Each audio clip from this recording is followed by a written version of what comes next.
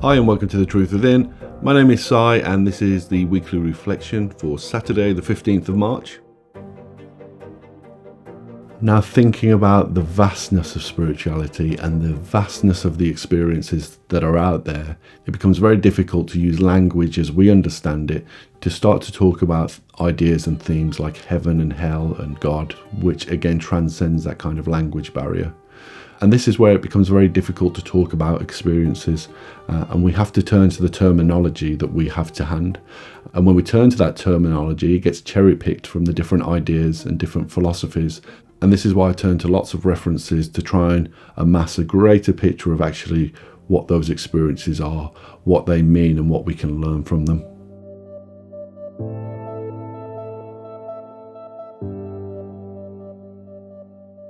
So you may have heard from previous podcasts that to describe the creator, I use the term God, I use the word God. And this is a great example of how terminology can deter your understanding of something. And I'll just share a short story of a conversation that I had with a very close friend of mine. So in this conversation, my friend went on to say that he didn't believe in a God, that the way that I was describing it, using that terminology. But what he did believe in is this idea of having perhaps an intelligence that did create all things. We're both describing the same thing, but in his discomfort, he wants to turn to a terminology that he's comfortable with. And that terminology is scientific terminology. It becomes very difficult to now describe and facilitate certain ideas based on that response from others. And this is true to many concepts, angels being another, heaven and hell being another. Again, they're conceptualized through popular culture and art and film and novels to have these certain ideas attached to them. And again, that can become very emotive for people. In spirituality, there's an inherent problem in that what we're trying to describe are non-tangible concepts. Now, when I think to my own experiences personally around healing and around having my own out-of-body experiences, they become extremely difficult to describe because conceptually they don't fit with the reality as we understand it. And this is true to many of the experiences that are had through different mechanisms like near-death experiences or meditation. Now, the other problem when it comes to spirituality is one of perception.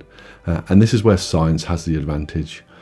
That's to say that when we look out into the observable world, we can all agree on the things that can be observed, the things that we can hear, the things that we can see visually. We can develop tools and standards to test those things that we can measure and that are observable. Science becomes a little easier to categorize because spirituality is unlimited in its perception. And so it becomes very difficult to categorize and organize these different ideas around spirituality. I think it would be good to keep an open mind about those perceptions and about those ideas, and to appreciate how difficult it is to try and quantify actually some of the experiences I'm actually trying to share. And I think this is what religion is.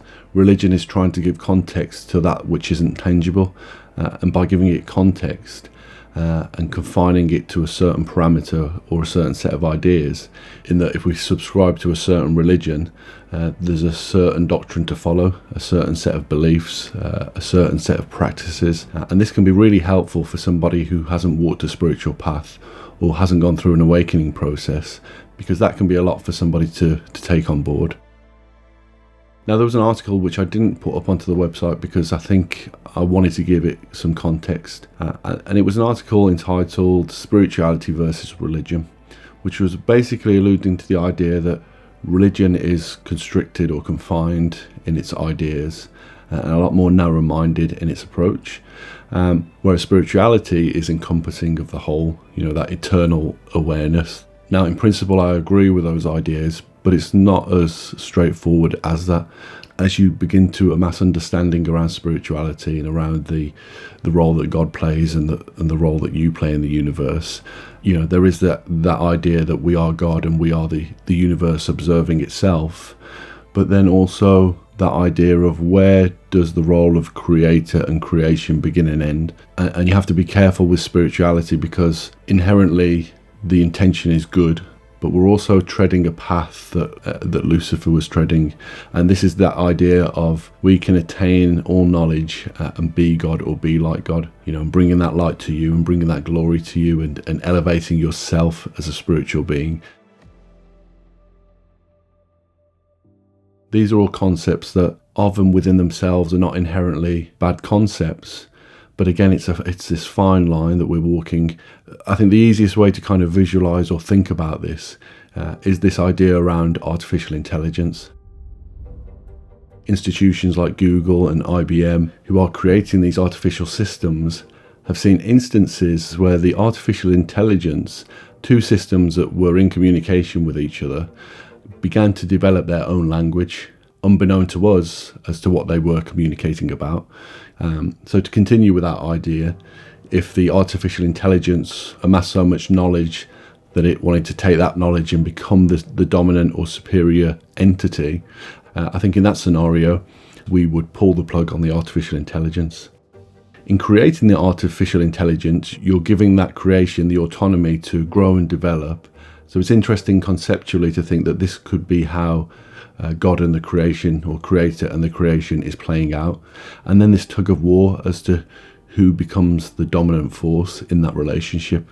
Is it the artificial intelligence or is it the human? And this echoes that spiritual war between God and the devil.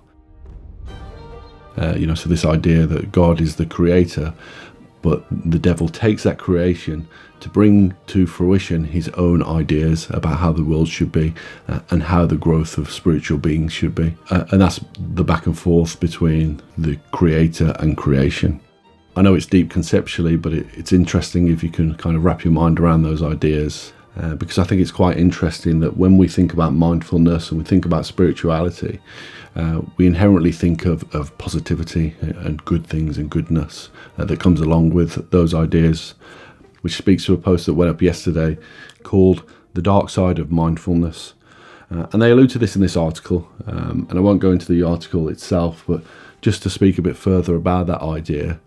One of the things I recognised when developing a meditative practice for the first time, as you're opening up these energy centres and you're beginning to channel and manipulate awareness, this can open you up to a whole realm of possibilities that are both good and bad. I think we all understand that meditation comes with many benefits, but there is a flip side, and that flip side is when you're getting into manipulating or manifesting energies, or if you're trying to connect to your own awareness or the universal consciousness, that if you don't understand the mechanisms of how that works, it can actually become a dangerous practice. And it was first presented to me from a Taoist teacher who asked me if I recognise that meditation can be dangerous. But that's a realisation I'd already come to from my own experiences. Now, there's many other people out there that report to have kind of negative experiences through a mechanism like meditation. And this is why traditionally, going back to ancient times, you would have a teacher, you would have a guide or a guru, and they would have the knowledge and the experience and the know-how. And this is certainly something that's lost today, as things like meditation, mindfulness, spirituality becomes more and more commercialized. With that comes this idea of spirituality being a trend. And when you see it throughout kind of mainstream media, throughout manifestation books like The Secret, when celebrities are talking about it, and you have these kind of buzzwords in society like Kundalini, chakras, it can quickly turn into a narcissistic practice where you kind of want to be on board with that trend of spirituality without delving so deep into understanding what spirituality means, and inherently the responsibility that comes with unlocking those powers around awakening and spirituality. So I think it's something that's often overlooked, but it's definitely something that's worth bearing in mind, especially while you're kind of exploring spirituality or concepts around spirituality.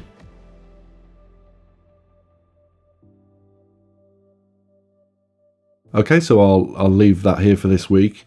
This is definitely a topic that I want to come back to and delve a bit deeper into.